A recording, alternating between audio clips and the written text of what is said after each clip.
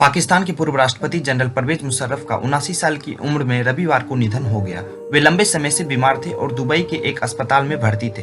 ये खबर पाकिस्तानी मीडिया के हवाले से सामने आई है। पाकिस्तानी मीडिया की रिपोर्ट्स की माने तो परवेज मुशर्रफ अमाइलोइडोसिस बीमारी से जूझ रहे थे।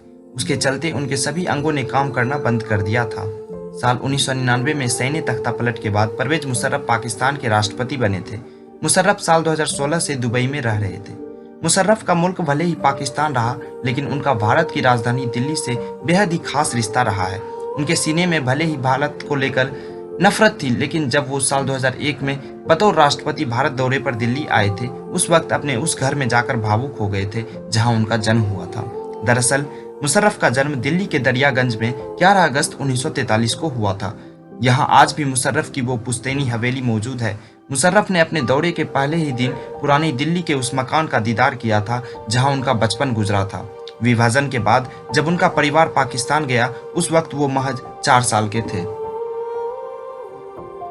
पाकिस्तान के पूर्व राष्ट्रपति परवेज मुशर्रफ से जब भारत के साथ रिश्तों की बात होती है तो आगरा समझौते का जिक्र जरूर होता है, जहां से तत्कालीन पाकिस्तानी राष्ट्रपति परवेज मुशर्रफ को खाली हाथ लौटना पड़ा था।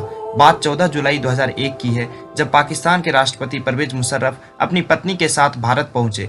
1999 में हुए कारगिल युद्ध के घाव अभी ताजा था, लेकिन फिर भी दोनों देशों के बीच आगरा में अहम बैठक होनी थी, जिसमें आतंकवाद और कश्मीर जैसे मुद्दे शामिल थे।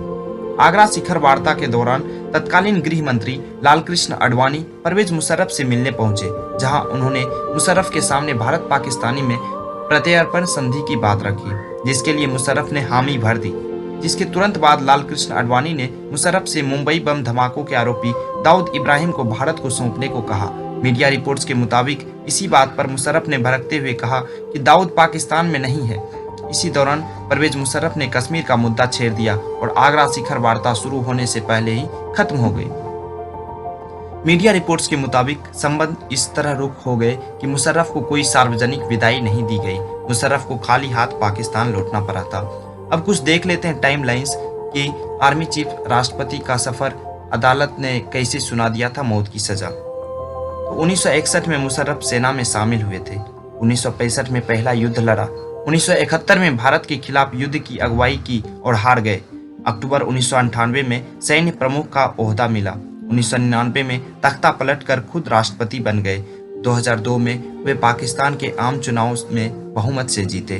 2008 में नई गठबंधन सरकार ने मुशर्रफ पर महाभियोग चलाया। 2008 में ही राष्ट्रपति पद से इस्तीफा दिया और ब्रिटेन चले गए।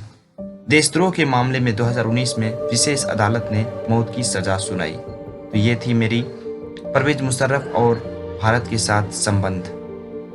मिलते हैं अगले वीडियो में। धन्यवाद।